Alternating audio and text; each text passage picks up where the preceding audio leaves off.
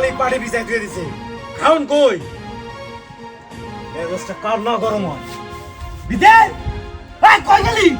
বললি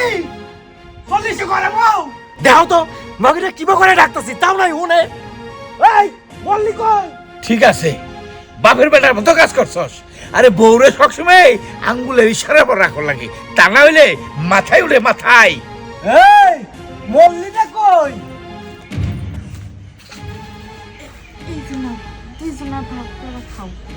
ওই মাগি হ্যাঁ এই খাউন বাপু দেখামু মুড়িকে খাউন কই ঘরে যা আসলো আমি তো তাই না দিছি খালি এই মুড়ি আসলো ঘরে ভাত তো নাই হইছে বুঝছি বাপুতে হরদিন পরে কাম করে আহি আয় কটা খাউন চাই নাই খাও নাই থাকবো কেমনে হরদিন তো ঘরের মধ্যে বসে থেকে চালাও হ্যাঁ চোহের কোনে পানি আইয়েই থাকে হ্যাঁ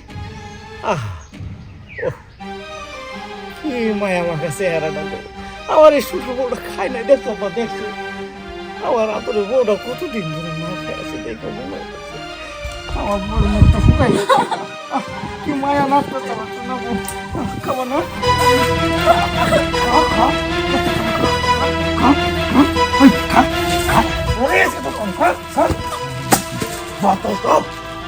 কাম করে কোনো শান্তি নাই চলো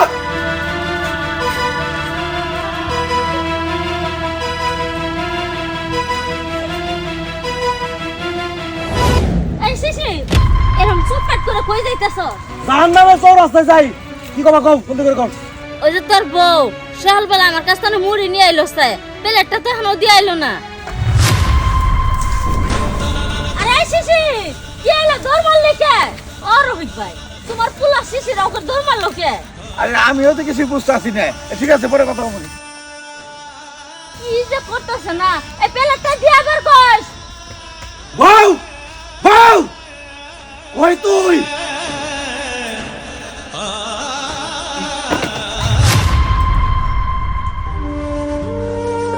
কি হইলো মারেন না কেন মারেন থামলেন কেন এইটা তো আপনার প্রতিদিনের রুটিন আপনি যেদিন আমাকে না মারতে পারবেন সেদিন তো আপনার ঠিকমতো ভাতই হজম হবো না যেদিন আপনি আমাকে না মারতে পারবেন সেদিন তো আপনি শান্তি পাবেন না আমাকে মারার পরেই তো আপনি শান্তি পাবেন আপনার ঘরে বউ হয়ে আইছে আমি কি এর লেগা মার খাওয়ার জন্যই তো শান্তি পাওয়ার জন্য তো আসি নাই মারেন দাঁড়াই আছেন কেন আহেন মারবেন না আমারে তুই তো ভালো কেন তুই তো ভালো কেন আপনি এরকম কেন করতেছেন আপনি কি পাগল হয়েছেন আমি পাগল হয়েছি দিনের পর দিন তোর উপর কত নির্যাতন করছি কত কষ্ট দিছি কখনো মানুষ মনে করি নাই বিয়া করে এই বাড়িতে আনার পর থেকে তোরে কোনোদিন শান্তি দেয় নাই আমি শান্তি দেয় নাই আরে পশুর মতো নির্যাতন করছি কোন মানুষের সাথে এরকম নির্যাতন করতে পারে না উঠতে বইতে খাইতে উইতে সবটা কম করে আমি চালাইছি কিন্তু একটা বারের জন্য তুই প্রতিবাদ করস নাই কেন কেন করস নাই তুই আমি তো মানুষ না একটা অমানুষ পশুর মতো যদি না হয়তো আজকে তোর সাথে এরকম আচরণ করতে পারতাম না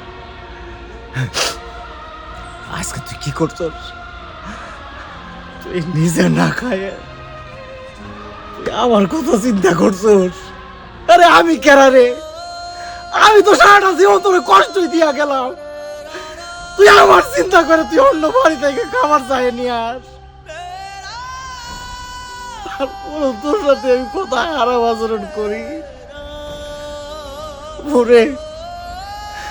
আজকে নিজের প্রতি খুব ঘৃণা হইতেছে ইচ্ছা করতেছে মইরা যাই ওরে তুই এত ভালো কেন ওর কপালে আমার মতো স্বামী জুটলো আমরা পুরুষ মানুষরা যেন কেমন কখনো বউ চিন্তা করি না সব সময় নিজের চিন্তা করি নিজে ভালো থাকবো কেমন এই চিন্তা করি আমরা মনে করি বিয়া করে বউ নিয়ে আই না, একটা দাসী নিয়ে আই, একটা বারের জন্য চিন্তা করি না। এরাও তো মানুষ, এগুলো তো মন আছে।